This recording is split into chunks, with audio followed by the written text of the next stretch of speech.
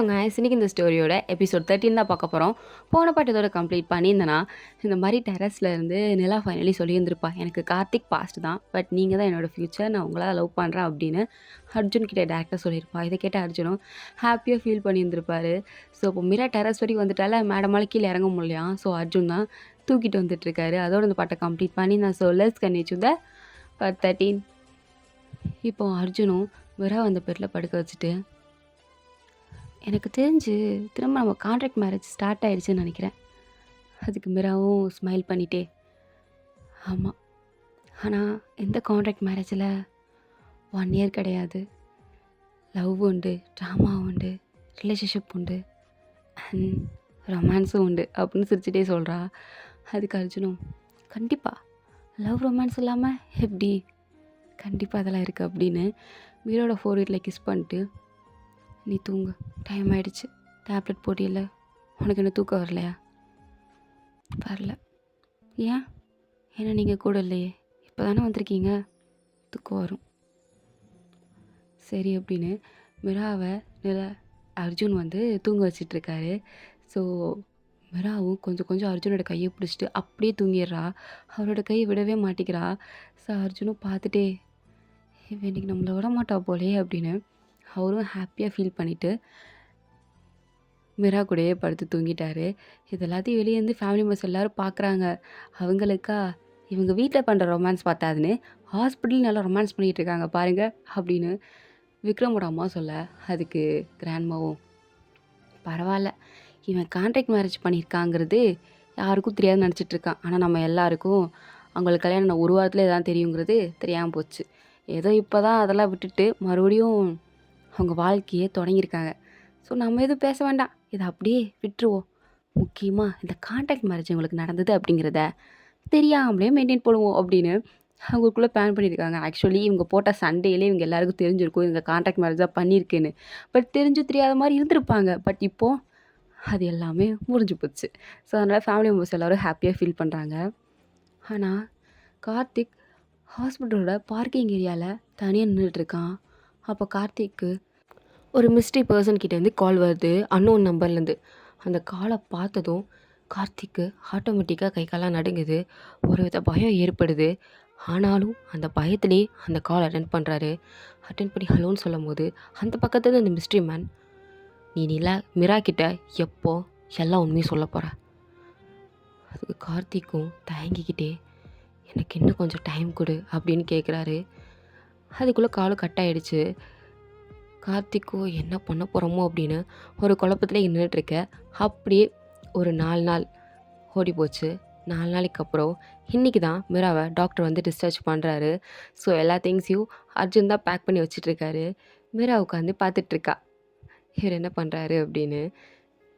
பரவாயில்லையே அர்ஜுன், திங்ஸ் எல்லாம் படப்படன்னு பேக் பண்ணுறீங்களே, பின்னா எங்களுக்கு இது கூட தெரியாதா? உங்களுக்கு ஆஃபீஸில் ஏசியில் உட்காந்து சும்மா பேச தான் தெரியும்னு நினச்சேன்.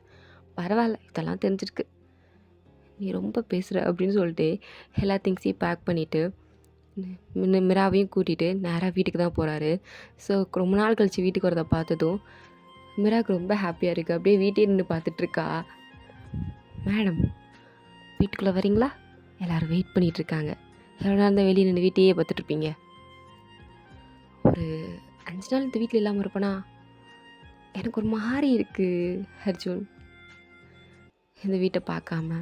இந்த வீட்டில் உங்க கூட நிறைய மெமரிஸ் இருக்குல்ல, அதுவும் இந்த டெரஸில். ஆமாம், வா அப்படின்னு கையை கொடுக்குறாரு.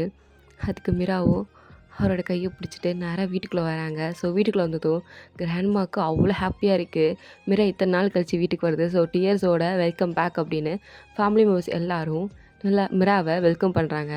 இல்லை கிராண்ட்மா வேறு, எப்படி ஹாஸ்பிட்டலில் ரொமான்ஸ்லாம் முடிஞ்சிருச்சா அப்படின்னு கேட்குறாங்க. 2 பேருக்கு ஒரு மாதிரி சிரிப்பாக இருக்குது. நல்லா மிராக்கு லைட்டாக வெக்கமாக வேறு இருக்குது. அப்படியே திருப்பி அர்ஜுனை பார்க்குற. அர்ஜுனும் அப்படியே அவரோட கையை யாருக்கும் தெரியாமல் டேபிள் கடியில் மிராவோட கையை பிடிக்கிறாரு. மிராக்கா, என்ன பண்ணுறீங்க அப்படின்ட்டுருக்கு. பரவாயில்ல, கண்டுக்க மாட்டாங்க அப்படின்னு சொல்லி 2 பேரும் கையை பிடிச்சிட்டு ரொமான்ஸ் பண்ணிகிட்ருக்காங்க. ஸோ கொஞ்ச நேரம் கழித்து கார்த்திக் மிராவை பார்க்குறதுக்காண்டி வீட்டுக்கு வந்திருக்கான். ஸோ அர்ஜுன் தான் வெல்கம் பண்ணுறாரு. பட் அர்ஜுன் இந்த வாட்டி எந்த பொசசிவ் ஆகலை. பொலைட்டாக வாங்க அப்படின்னு சொல்லிட்டு, ஹாய் அர்ஜுன், நான் மிராவை பார்க்க வந்தேன். அவள் ரூமில் ரெஸ்ட் எடுத்துகிட்ருக்கா, கூட்டிகிட்டு வரேன் அப்படின்னு போய் அர்ஜுனும் மிராவை கூட்டிகிட்டு வராரு. நான் பார்க்க கார்த்திக் வந்திருக்கான்னு. மிராக்கே என்னன்னு தெரில, கார்த்திக் வந்திருக்கானா அப்படின்னு கீழே இறங்கி ஹாலுக்கு வரா. அப்போ கார்த்திக்கும் மிராவை பார்க்குறாரு, மிராவும் கார்த்திக்கை பார்க்குறாரு. 2 பேருக்கு லைட்டாக ஆக்வர்டாக தான் இருக்குது. பட் 2 பேரும் எதுவும் சொல்லாமல் தான் நின்றுட்டுருக்காங்க. அப்போ கார்த்திக் கையில் வந்து ஒரு ஆல்பம் இருக்குது. அதை மிரா கிட்ட கொடுக்கும்போது மிராவை அதை வாங்கிட்டு என்ன அப்படின்ற மாதிரி பார்க்குறா. இது உன்னோட ஓல்டு மெமரிஸ். ஆக்சுவலி நம்ம காலேஜ் படித்தப்போ உனக்கே தெரியும்ல, நிறையா ஃபோட்டோஸ் எடுப்போம். ஸோ அதுதான் நான் இதில் வச்சுருந்தேன், உன்னோட மெமரிஸாக. ஒன்டே கொடுக்கணும்னு தோணுச்சு, அதான் கொடுத்துட்டேன். அதுக்கு மிராவை எதுவும் சொல்லாமல் அதை ஓப்பன் பண்ணி பார்க்குறா. பார்த்தா அவளோட பழைய ஃபோட்டோஸ். அதெல்லாம் ரொம்ப ஹாப்பியாக, எதை பற்றி யோசிக்காமல் அவ்வளோ ஹாப்பியாக ஸ்மைல் பண்ணியிருந்திருப்பா. அந்த ஃபோட்டோஸ்லாம் பார்க்கும்போது மிராக்களை சீரியஸ்லி ஹாப்பியாக இருக்குது. இதில் அவள் கார்த்திக்காண்டி லவ் லெட்டர்ஸ்லாம் எழுதி வச்சுருந்துருப்பா. அது கூட அதே ஆல்பம்குள்ளே தான் இருக்குது. அந்த ஆல்பமையும் அவன் பேப்பர்ஸாக கட் பண்ணி அந்த ஆல்பம்குள்ளே அட்டாச் பண்ணியிருந்திருப்பா. அதெல்லாம் அந்த வேர்டிங்ஸ்லாம் இருக்குது. ஸோ அதெல்லாம் பார்க்குற ஒரு மாதிரி ஹார்ட் மெல்ட்டிங்காக ஆகுது. ஒரு மாதிரி எமோஷ்னலாக அவள் பார்க்குறத பார்த்ததும் இதை பார்த்தா அர்ஜுனுக்கு லைட்டாக கடுப்பாக தான் ஆகுது. அவனுக்காண்டி இப்படிலாம் எழுதியிருக்காளா அப்படின்னு லைட்டாக எட்டிலாம் பார்க்குறாரு. ஐயோ அப்படின்ற மாதிரி அர்ஜுனுக்கு ஒரு மாதிரி கடுப்பாக இருக்குது.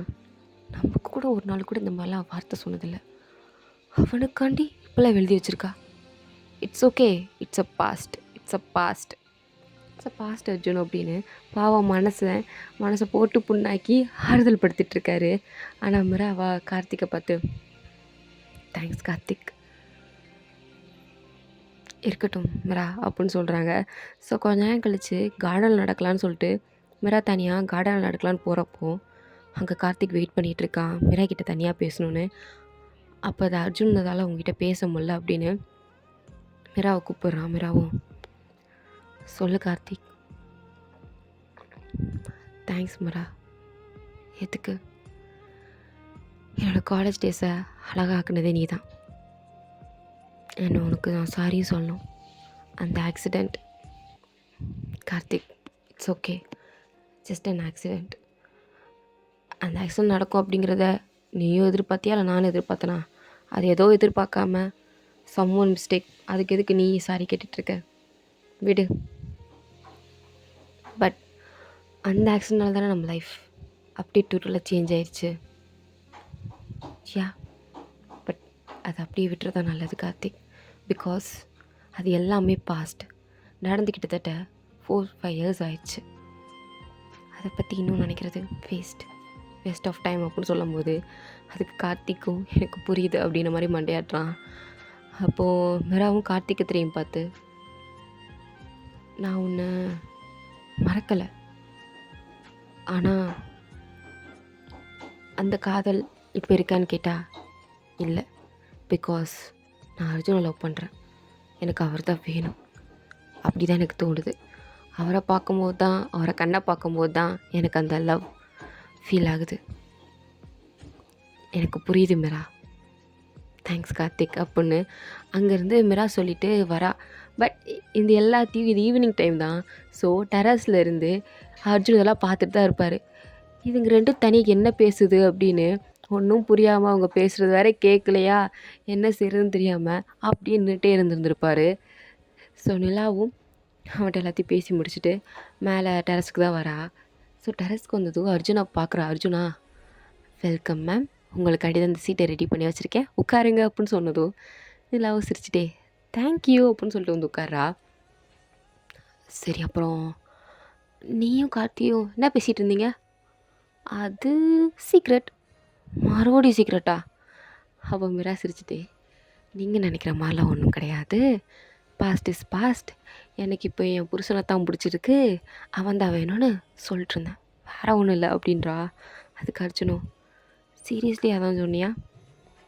சீரியஸ்லி என்ன? நான் அதை மட்டும்தான் சொன்னேன். அப்படியா அப்படின்னு அர்ஜுன் அப்படியே மிராவை கிஸ் பண்ண போகிறாரு. மிராவும் ஐஸை க்ளோஸ் பண்ணுறா. ஸோ இந்த பக்கம் இவங்க 2 பேரும் கிஸ் பண்ணிகிட்டு இருக்க. எங்கே கார்த்திக் டாக்டரை போய் மீட் பண்ணுறான். டாக்டரும் உன்னோட கண்டிஷன் நீ ஏன் ரிப்போர்ட்டை பாரு அப்படின்னு கொடுக்குறாரு. ரிப்போர்ட்டை பார்த்தா பேஷண்ட் நேமில் கார்த்திக்கோட பேர் இருக்குது. ஸோ டாக்டரும் உனக்கு சீக்கிரம் ஏதாவது பண்ணி ஆகணும், இல்லைன்னா உன்னோட நிலமை ரொம்ப மோசமாக போயிடும், கிரிட்டிக்கலான ஸ்டேஜுக்கு கூட போகிறதுக்கு சான்சஸ் ரொம்ப அதிகமாக இருக்குது கார்த்திக். ஸோ சீக்கிரம் முடிவெடு அப்படின்னு சொல்லிட்டாரு. இந்த ரிப்போர்ட்டை வாங்கிட்டு கார்த்திக் ஹாஸ்பிட்டலுக்கு வெளில வந்து உட்காந்து அழுதுட்ருக்கான். அப்போ கூட அவன் மிராவை பற்றி தான் திங்க் பண்ணி பார்க்குறான். நீ ஹாப்பியாக இருந்தால் போதும் மிரா, பட் நீ இப்போ அர்ஜுன் கூட ஹாப்பியாக சந்தோஷமாக இருக்க, அது போதும் எனக்கு, நீ அப்படியே ஹாப்பியாக இருந்துரு அப்படின்னு சொல்லிட்டு பயங்கரமாக ஃபீல் பண்ணிகிட்ருக்கான். பட் அவனுக்கு என்ன பிரச்சனை, என்ன ஆக போகுது அப்படிங்கிற எதுவுமே தெரியலை. போக போக தான் தெரியும் போல். பட் இந்த பக்கம் மிராவா கார்த்திக் கொடுத்துட்டு போன அந்த ஆல்பத்தை அர்ஜுன்கிட்ட காமிச்சிட்ருக்கா. அர்ஜுனே பார்த்து ஷாக் ஆகுறாரு. நீ இவ்வளோ அழகா இவ்வளோ ஹாப்பியாலாம் ஸ்மைல் பண்ணுவியா அப்படின்னு. ஆமாம் பாருங்க நல்லா இருக்கல்ல அப்படின்னு சொல்லி 2 பேரும் அதை உட்காந்து பார்த்துட்டு இருக்கும்போது யாரோ காலிங் பில் ரிங் பண்ணுற மாதிரி சத்தம். அர்ஜுனும் சரி நான் போய் பார்க்குறேன், நீங்கள் இதை பார்த்துட்ருங்க நான் போய் பார்க்குறேன் அப்படின்னு மிரா தான் வந்து டோரை ஓப்பன் பண்ணுறா. பார்த்தா வெளியே யாரோ ஒரு உமன் தான் நிற்கிறாங்க. நீங்கள் யார் அப்படின்னு கேட்குறா மிரா. அதுக்கு அவங்களா, கார்த்திக் கார்த்திக் உங்களுக்கு தெரியும்ல, நீ தானே மிரா? ஆமாம். கார்த்திக் இருக்கானா? இல்லையே. நீங்கள் யார்? நான் அவனோட ஒய்ஃப். என்ன அப்படின்ற மாதிரி மிரா ஷாக் ஆகுறா. ஸோ இதோட இந்த எபிசோட் வந்து கம்ப்ளீட் ஆகுது. தேங்க்ஸ் ஃபார் வாட்சிங் மை காய்ஸ். தயவு செஞ்சு இந்த வீடியோக்கு ஒரு லைக்கை போட்டு சப்ஸ்கிரைப் பண்ணி வச்சுருங்க ப்ளீஸ். ஓகேவா? டாடா பை, see you later.